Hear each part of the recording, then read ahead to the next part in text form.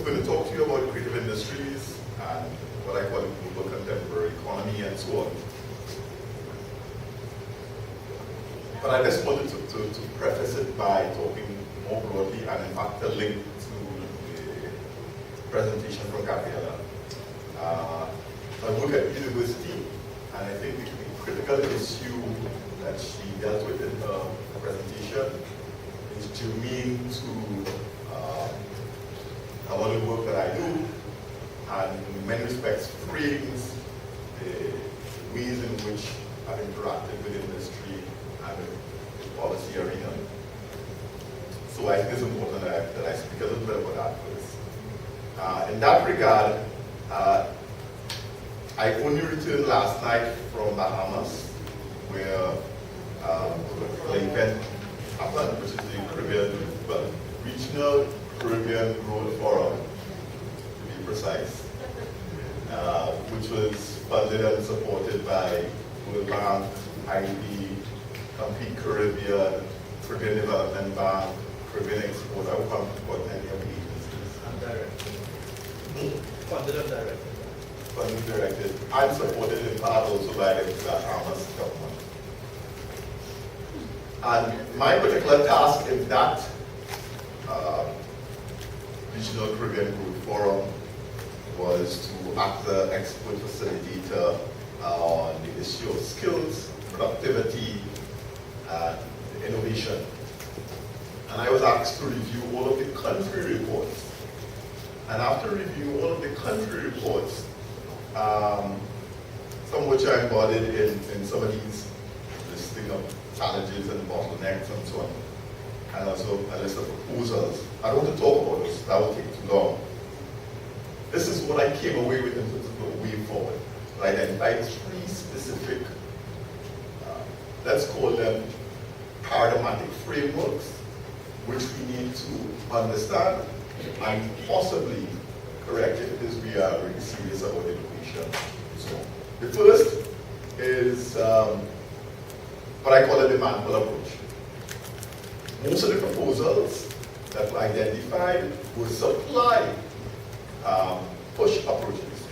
So for example, the comment I keep using is that if you produce the skills, then the jobs will come. In fact, we produce a lot of skills for which there are no jobs. And so the alternative approach is a demand pull approach, where we figure out what, where, who is the market, what is required for us to supply the required goods, service, or intellectual property. So that was the first element of what I suggested as the way forward. The second is I broadly call it an innovation agenda, which is premised on the notion that, or question the notion, if we are productive, we will prosper. Well, you can actually be productive in the wrong industries. In fact, in many parts of the Caribbean, we are actually quite productive. I know this comes as a surprise to you, but it's what Arthur Lewis argued, and even Professor Reinhardt, who I collaborate a lot on with, argues that you are productive, you have a high level of productivity in industry, and all the benefits of the innovation and productivity go to your clients, not to you or your workers, because your prices keep dropping, and they get the margins. Right? So in Haiti, for example, Professor Reinhardt has a paper on the Caribbean, and he looks at Haiti. He says Haiti is the best producer of baseballs in the world. It's just that the local value added keeps declining year in, year out. It's very labor intensive, and the workers who are making the baseballs, who are very productive, they can outcompete anybody else in the world in terms of making baseballs, and they are getting poorer year in, year out. So it is not about productivity. You can be productive in the wrong industries. So what Professor Reiner argues is that you have to be in the right industry, you have to be in the right part of the industry, meaning the right part of the commodity or value chain. You want to be in the part of the value chain where it is increasing in value, not diminishing in value. So, and you could then apply that policy to almost every sector that we have in the Caribbean and other parts of the developing world. We are at the low end of the value chain and in the declining or diminishing value end of the value chain. So in the tourism industry, which is one of the areas we've supposedly diversified away from agriculture into, we are in the low value end of the value chain. Right? There's no Caribbean country that gets more than about 15% of every tourism dollar. Whereas in other parts, for example in Central America, let's say Costa Rica, their domestic value added in tourism is somewhere between 50 and 60%. So they're tripling the value added relative to us. So for every effort we make, ours could only at best be 1/3 of what is happening in Costa Rica. So the other key point that I noticed from the country report is that the emphasis was on challenges, not on opportunities. And the comment that I make here is that entrepreneurs spot opportunities. That's what an entrepreneur does. Whereas administrators often can only see challenges. So a long list of challenges, but nobody is focusing on what are the opportunities. And so, if we are to move towards a demand-driven innovation framework, there's some key things that we must do. First of all, we have to figure out what are the sectors that are rising in the future, what and where are these markets, what are the products. When I buy products, I mean products, services, forms of intellectual property, and so on. Then we should be figuring out what skills, what level of productivity, and what form of innovation we should be pursuing. I mean, after reviewing the reports and discerning this very useful bit of information, what happened when you put it back to plenary? That's a good question. The way the event was organized, I don't think we necessarily allowed for that higher level of debate and discerning this kind of output. So I think that given the time frame and the way things are structured, it wasn't really allowed for. Because there were 9 of these groups, and then everything was condensed into bite-sized outputs. That was presented to plenary. So I don't think in plenary we actually got to what I consider to be the big issues. A lot of it was discussed, but in general terms, I would argue, and not with enough evidence base. So we all think that we need to have more skills, we all think we need to have more productivity, and we all can agree that we need more innovation. And so we say that, but with no level of precision. And that's one of the key challenges going forward in this framework, which is that our capacity to monitor and evaluate what we do is very weak because we have very little data on what is happening. To come back to the Growth Forum, I had the opportunity to actually attend some of the country level ones. The mandate was very clear. The mandate was that the countries and the expertise in the country was supposed to come together and brainstorm over a 6-week period to identify the critical binding constraints around 3 particular areas, and then to identify possible recommendations that could be implemented within a 1-year period. It was a very clear mandate in my view. What was interesting to me, because I looked at all of the country reports that went forward to the Bahamas, and again it was that usual shopping list that we come up with. A very general list of very wide recommendations with no timeline, with no time frame built into actually doing it. So that, to me, it almost speaks to us not having the capacity to be able to come down beyond that kind of very general list of recommendation. Because again, time after time, you look at consultant reports and you see, again, those are the kinds of recommendations we get. Or the recommendation is that we need to do another study in order to come up with a recommendation. So the challenge to me is, how do we move beyond understanding the general constraints, really drilling down sector by sector, even further down segment by segment, in order to create the innovation systems around those as a basis for growth. Those are the last few slides in my presentation. So if you want to get to that, and so we can cut to the cheese. I like to support Indira's point, because I was also a part of productivity for my country as well, and had an opportunity to be privy to the feedback from the different areas.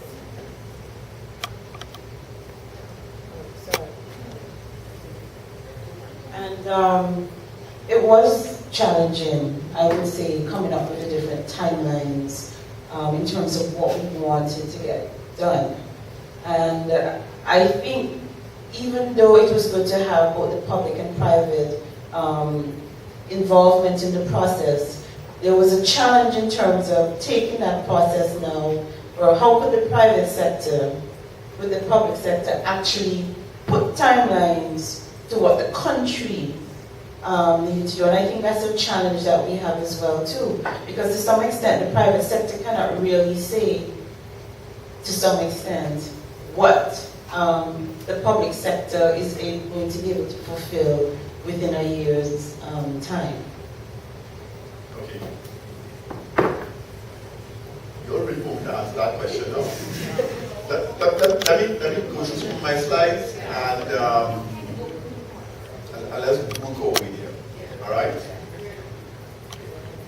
Creative industries and innovation governance in the contemporary global economy. That's the title of my presentation. Conceptualizing Caribbean economic performance, defining and mapping the creative industries, innovation governance and foresighting strategy, and then talking about the way forward for the Caribbean.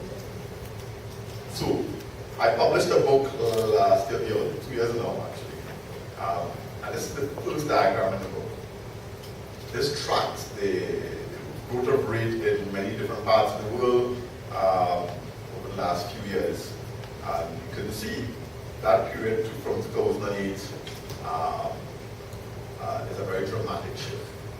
Now, this is what we refer to as a global economic crisis. I'll put in my other slides which would substantiate what I'm going to say next, which is that we are not in just a global economic crisis. We are in a major transformation from one kind of global economy into another kind of global economy. In the Schumpeterian sense, and I'm sure you all maybe have come across the Schumpeterian ideas in the last few days, we're in an age of creative destruction, which is that many of the key elements of the global economy are being destroyed and new things are being created.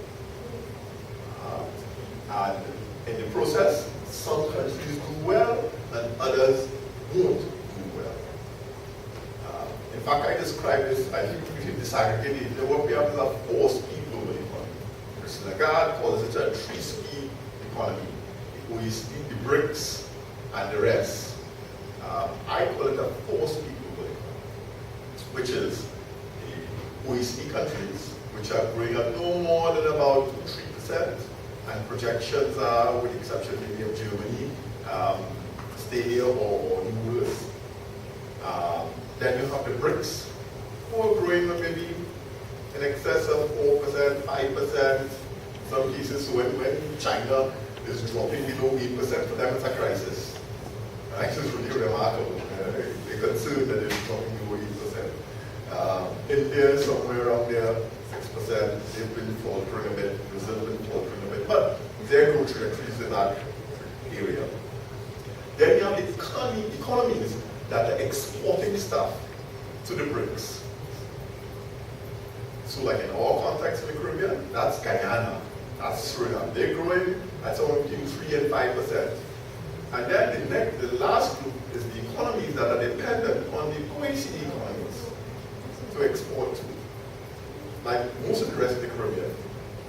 And they're growing at no more than 1 to 2%. In fact, they cannot grow faster than their trading partners. That's the theory, right? The economies in the Caribbean that are dependent on the OECD economies for their exports will not grow faster than the OECD economies, unless they hitch their wagon to a different group. And that's very difficult. All right? So, what we have is a force-feed global economy. So, let's figure out where you are in that framework. This is the Caribbean performance over the last 20 to 30 years. And so the global economic crisis is not because of our problem. It's the latest nail in the coffin. But I call this my lightning diagram. It shows that, lightning goes to the sky. Well, this is what's happening to the global economy. I call it falling out of the world economy. Our share of global value added has been dropping at a very rapid rate for decades now. Then when you compare us with other parts of the world, Malaysia, Thailand, Pakistan, and so on, I can give you other data as well. Our performance has been flatlining at best over this period.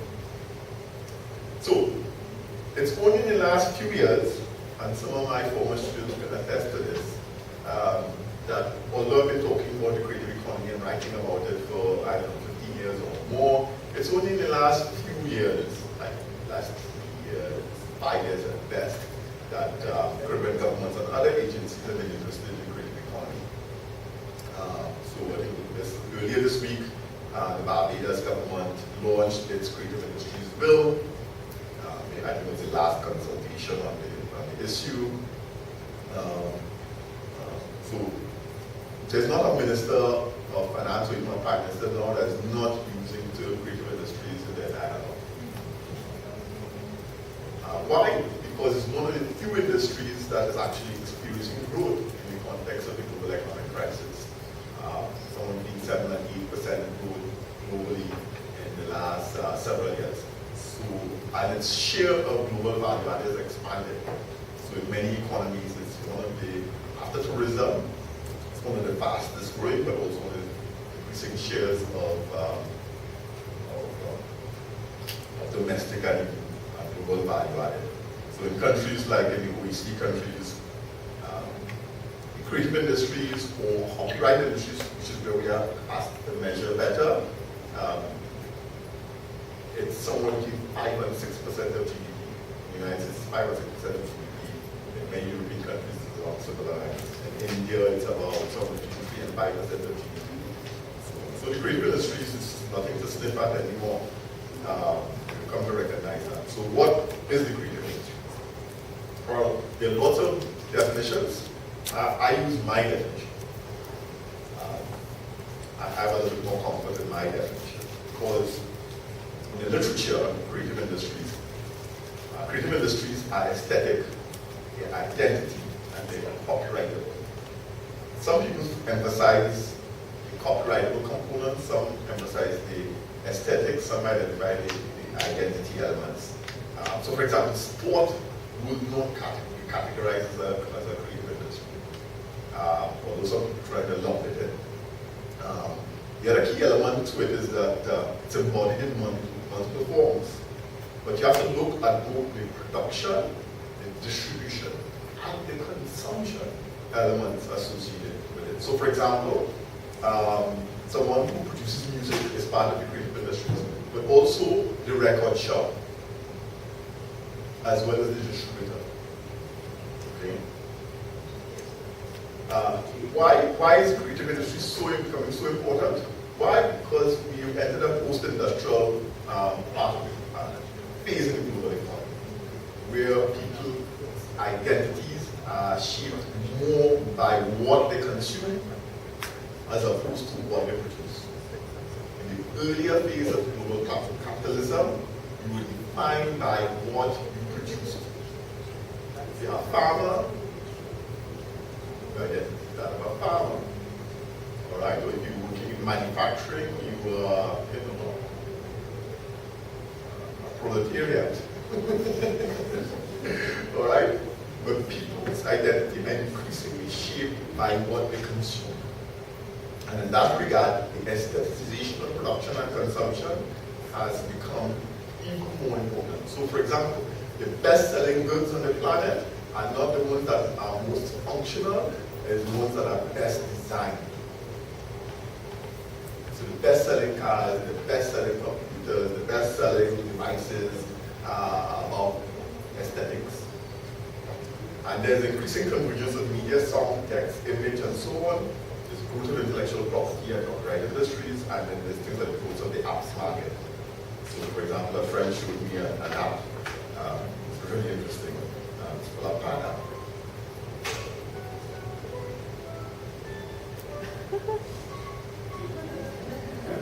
So if it doesn't get on that app, increasingly it doesn't exist.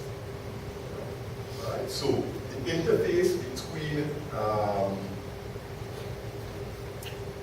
cultural industries and devices is becoming more and more important. So this is from UNCTAD. Their diagram, I think, is a fairly useful one. But I want to move past that. The last time I participated in a consultation for the Barbados Creative Industries Bill, I made a comment which I don't think many people were happy, including the minister and others, which, as I said, we just created a really important and useful bill, but it's really targeted at what used to happen in the 1990s. So we have a bill, and we've long struggled to get this, but we are now behind the curve because back in the 60s and 70s, the focus was on creative arts, and so we created creative arts departments and so on. So 2 buildings down from here, we have a creative arts center at the university. It's for creative imagination, but yes, it's a creative arts center. And then by the 80s, 90s, the issue or the concept of creative industries had come into being. So you see it in the UK, you see it in other parts of the world, creative industries as a construct had come into being. But by the 1990s, people were talking already about the creative economy. So Hawkins' book, titled Creative Economy, and so on. People started talking about creative cities and all those kinds of things. And then the thing has now shifted in the last few years to what I would call creative capital, where it focuses on the relationship between creativity and innovation. So digital trade, iCloud, apps, and the way in which creativity is used as a basis for branding destination and branding products. Right? So for example, creative content sells devices. Right? 60-70% of the traffic of the World Wide Web is creative content. If we didn't have creative content, we wouldn't have a World Wide Web, because it wouldn't be enough demand to make it profitable. So, just because I don't, in a sentence or two, what was the bill, the Barbados bill? What was the creative industry bill for? What was the intent? What is the state, or what is the stated intent? okay, but the stated intent is it's creating a classic set of incentives, tax breaks, and so on for the creative industries. But it's what we call passive policies, passive industrial policies, which is that we create incentives and people come to it. So it's not focused on, for example, enterprise development, where you have startup funds for some venture capital framework that would provide a basis for entrepreneurship in the sector. All right, so I know, and for example, at the Caribbean Growth Forum, the last panel had young people talking, and there was a very interesting young man from Barbados who has created apps. He's 24 years old, and he gave the comment, which I thought was probably the most useful comment at the Caribbean Growth Forum. He said he wanted to find funding for his enterprise, and so he went to have a meeting with one of these organizations that provides funding. And he said everyone across the table from him was over 60 years old and probably didn't have a Facebook account. Yet he was speaking to them about how he is building apps and targeting a particular market. And he says, you know, he was really not sure that he would get any funding. And so we have this real mismatch between the people who decide upon where funding goes and the people who are the new innovators. And that's very stark in the Caribbean. We have a very aged decision-making set of policymakers who are not going to be around for the future. And a whole bunch of entrepreneurs, young entrepreneurs, who are chomping at the bit to move forward and with no support. Okay, because there are very few countries in the region that have any strong venture capital framework or basis for angel investors or anything of that sort. There was one in Barbados and it was stopped under the current government. And so this is an interesting publication, so you should try and read it. It really focuses on the United States, but it shows that the different dimensions of the creative industries and how it's rising. So from video games to books to films to e-books to number of people, you know, time that people are spending downloading content from YouTube, etc. People's consumption of creative content has been rising at an extremely rapid rate, faster than the growth of the global economy. Right? So the authors argue that the sky is rising. But at the same time the sky is rising, at the same time that people are taking more photographs than ever, Kodak goes bust. Right? At the same time that people are reading more books than ever before, watching more movies than ever before, Borders goes bust. Blockbuster goes bust. This is creative destruction at its best. Alright? Schumpeter couldn't have come up with a better set of examples. And if you read the story about Kodak was the person who invented the digital camera, and it used to work for Kodak. And they were like, no, this is not a camera. Right? And so they didn't really investigate it away. Right?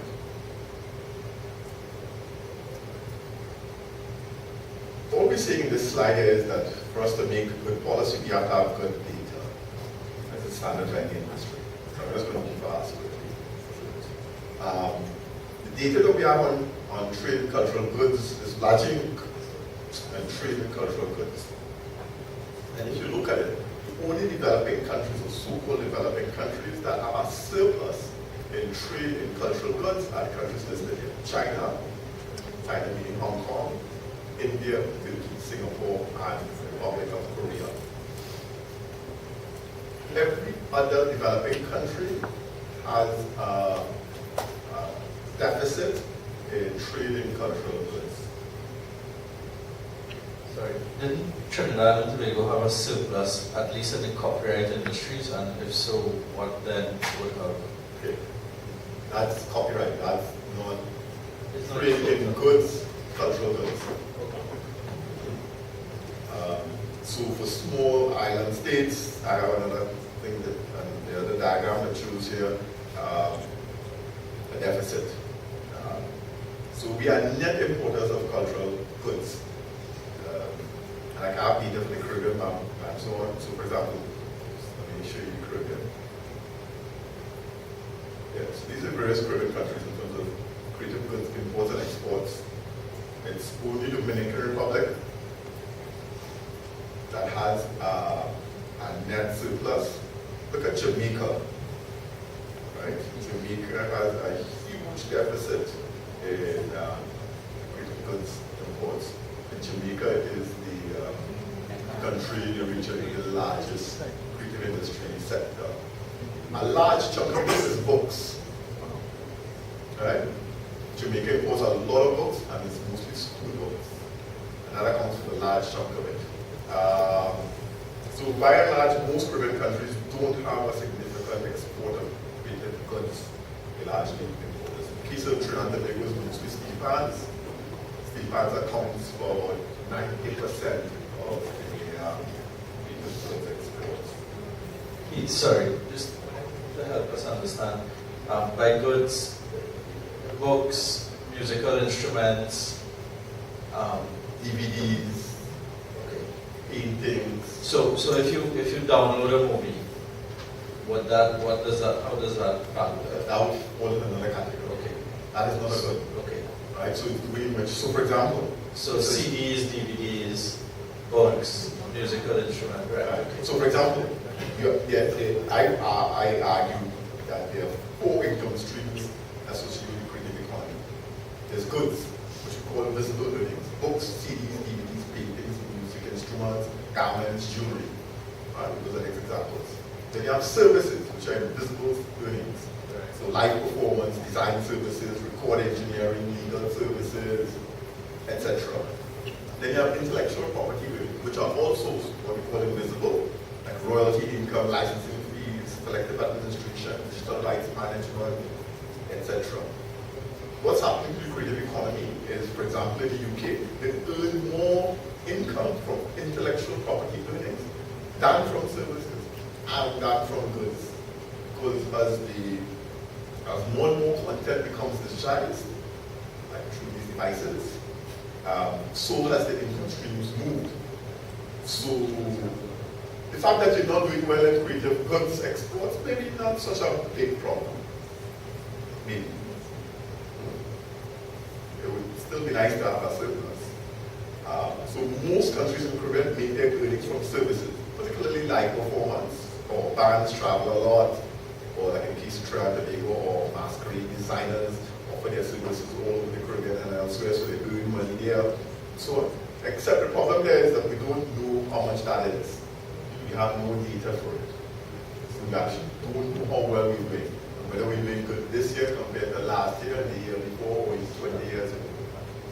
And then in terms of intellectual property, that's the only other area where we have fairly good data, and that's only in relation to music and music copyright administration, because we have institutions in most parts of the Caribbean that collect the data on music publishing and what we call collective management organizations for music.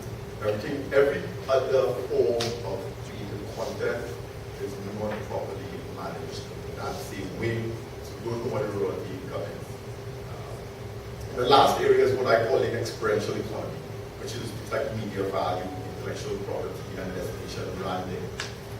And these are really difficult to measure, but they're very significant in the Caribbean economy as well. So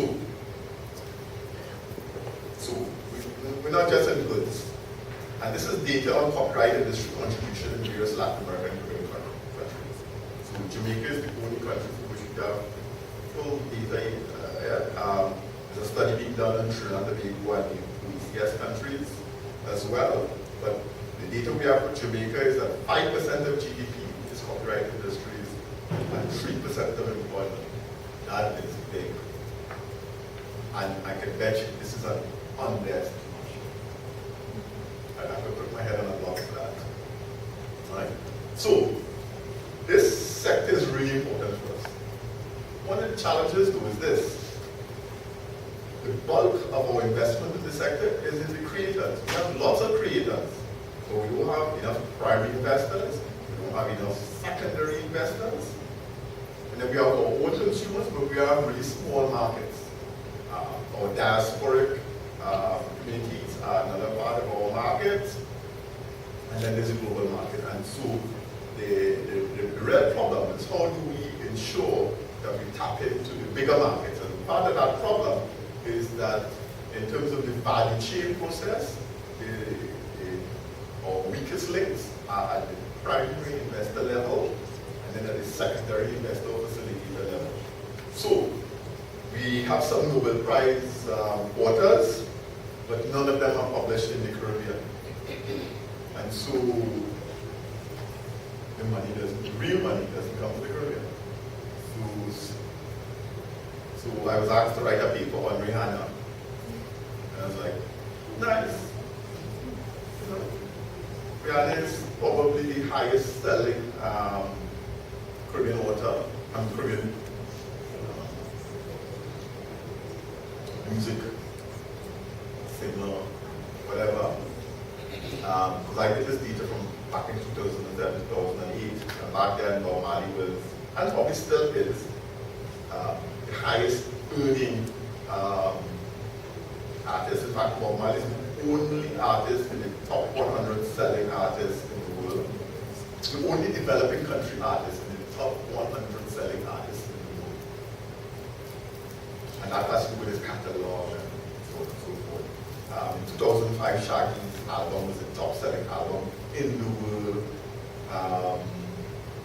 I'd have to probably add, if I updated this list, it would have to include people like Nicki Minaj, she would probably be somewhere in there, and so forth. Alright. So yeah, but none of these people have their copyright or their royalty passing through the Caribbean.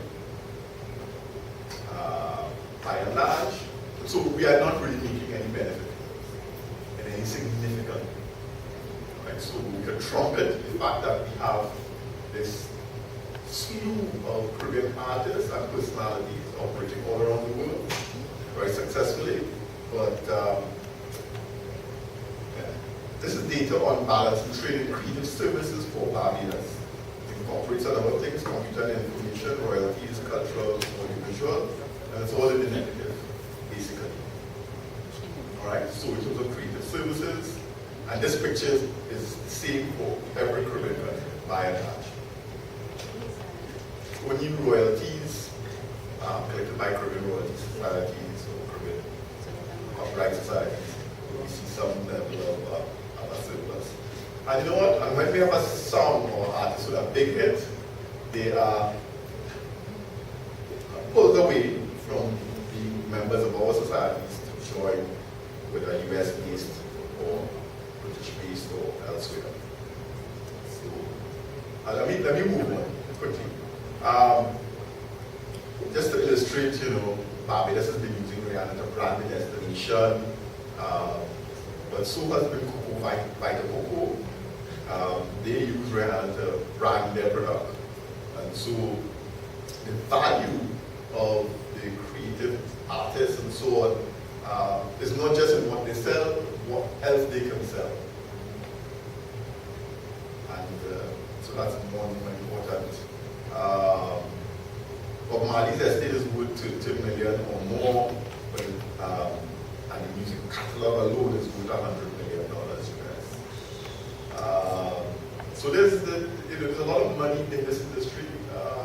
In fact, I just came from Bahamas, but the first time I went to Bahamas, I met the author of the song called Pumpkin in Nassau.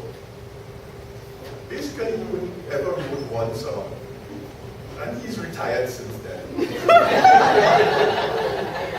He showed me his royalty statement, all right, at a meeting that I went to, and I was like, well, I learned the wrong thing this year. I did all this PhD and it's like, no, waste of time. So I'm training my kids differently. My son last year authored a book. It's available on blue.com, right? So he's published a book at 8 years old. So I'm hoping that the royalty signal will start coming in. I think countries are using festivals to brand their destination. Renaissance Splash in Jamaica is the first of its type, being a festival tourism product, which I think the Jamaicans did badly at in terms of managing its future. So they've lost out significantly on that. And they've done the same thing with Calabash. So when we talk about innovation and so on, we tend to think about things, right? So one of the problems with the innovation literature is that it's heavily focused on manufacturing and agro-processed industries. It's very weak on services. So the literature on innovation and services is weak and underdeveloped. And secondly, the bulk of the literature is on large states, Brazil, India, China, South Korea, and so on, and very little on small states. Right? So the Caribbean reality is such that, yeah, there's increasing demand for what we produce through our diaspora economy, but by and large what we have is a gap between what I think increasing demand for in the global market and our capacity to service it. And it has to do with human resources, has to do with lack of enterprise development, institutions, and so on, as well as a limited trade, industrial, and intellectual property policies, and we need to harmonize. Which brings me to what the definition of innovation that I like to use, and it's one from the OECD.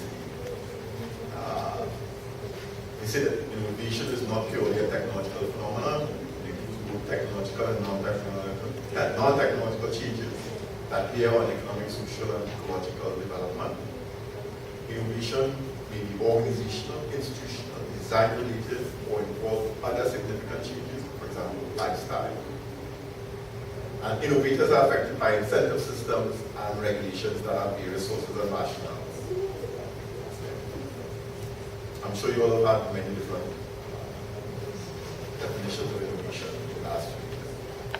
One thing I've been involved in that I think is part of the relationship between industry and academia is that I was involved in foresighting studies in Trinidad and Tobago, organized by NIGRIS, which is the National Institute for Higher Education Research and Technology. And we were asked to do foresighting for 5 sectors. It's very many sectors. And you're right, I don't know if you remember. I think one was ICT related, one was biotech. Fashion. No. One was agricultural products like nutraceuticals and pharmaceuticals and so on. And the fifth one was creative industries, and I saw what the creative industries wanted. And what we were asked to do is, 1, look at the global scenarios. 2, look at the global sector scenarios. Then look at the country scenarios. Then look at the company opportunity scenarios. Then to come up with strategies, capabilities, and a roadmap. And then design a business plan. Right? Or facilitate those business plans. So that was really useful, because what we were doing is looking 10 years from now, what will the global economy look like, and where we can we position ourselves to participate in that. So we came up with a number of best bets. In fact, we came up with 6, but I'm going to show you 4 of them. So we said, all right, we need a Caribbean music portal. We're calling it All the Music You Can Eat Now. Then we're calling another one Carnival in a Box. Then the third one was Tree Fashion, focusing on using the island cotton line. And then the fourth one, we're calling it Idea Factory, pan production cluster. And we came up with pre-feasibility studies for each one of them. So very useful, but slow or no uptake. We also recognize that for any of these initiatives to take place, you need to have at least 5 things happening financial things like tax breaks, subsidies, grants, venture capital, some capabilities, skills training, expert advice, so on, market penetration, science, technology, and research.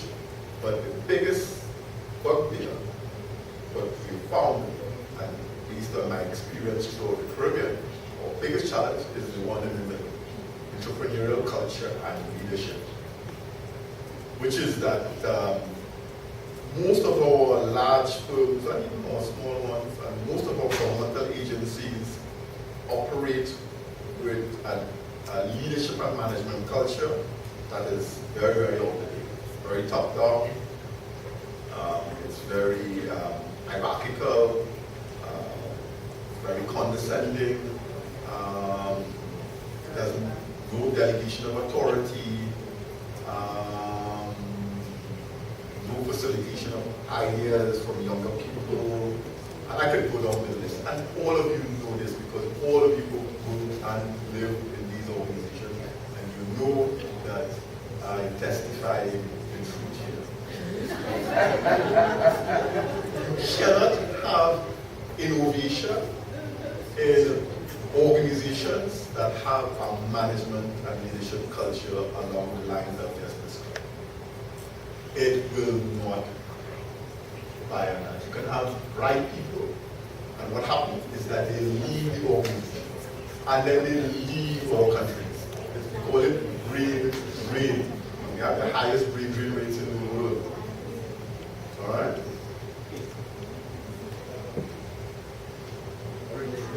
A related question from where I sit, which is in a BSO. To develop sectors, there are two things that I consider to be truths, but which may not be. One, you need to focus on the sector, on a sector or a few sectors in a given period of time. And two, you need to focus on winners within those sectors. I make no apologies for that. You can do other things as well, but you really need to have some degree of focus. In our societies, you're expected to be everything to everyone. And when you focus on a few people, which is what would end up happening when you focus on the winners, you're accused of bias, non-transparency, squandering, etc. Do you have any advice or comment? Except to refer to Danny Roderick. He says here, here's a Danny point list of policies for economic diversification. It says, provide incentives and subsidies only for new activities. Establish clear benchmarks and criteria for success and failure of subsidized projects. Build in automatic sunset clauses for subsidies. Target economic activities, not industrial sectors. Subsidize only activities that have clear potential to provide spillovers and demonstration effects. Vest the authority for carrying out industrial policies in agencies with demonstrated competence. Make sure agencies are monitored closely by a principal who has a clear stake in the outcomes and has political authority at the highest level. Make sure implementing agencies maintain channels of communication with the private sector. Understand that even under optimal industrial policies, picking losers will sometimes occur, and endow promotion activities with the capacity to renew themselves so that the cycle of discovery can become an ongoing one. I know the real world, but you have to find a way to make it happen. Why? I did a study for UNU with some other researchers from around the world, and the colleagues from Austria. They've been able to do some really interesting things with their creative industries. One of the key things that they found is this, that 60% of all their creative entrepreneurs are operating in this part of the diagram, which is they're operating in short relationships, project-driven, very hierarchical. They're highly innovative, but there's a high risk of burnout. They're operating without networks and so on and so forth. And the problem with this is that increasingly the global economy, particularly in the creative economy, your capacity to be part of networks, to be involved in collaborations, to be engaged in strategic alliances, to be part of all kinds of tie-up frameworks is where the successful people are. Okay. And so,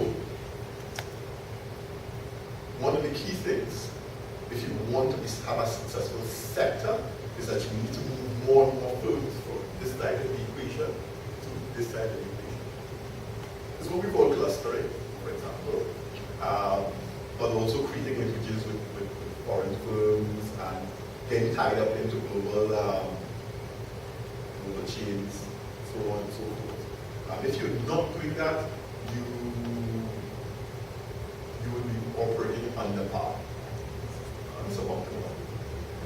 In this, I agree with you. Let me say that Thank out. you very much.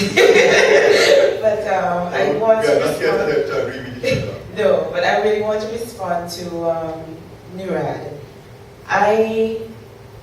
The example that you gave of the young gentleman from the Bahamas to me, It's from Barbados. Barbados, in Bahamas, was an example of someone, okay, he was at that forum, but at some point he was not necessarily a winner. He was somebody that was new, dynamic.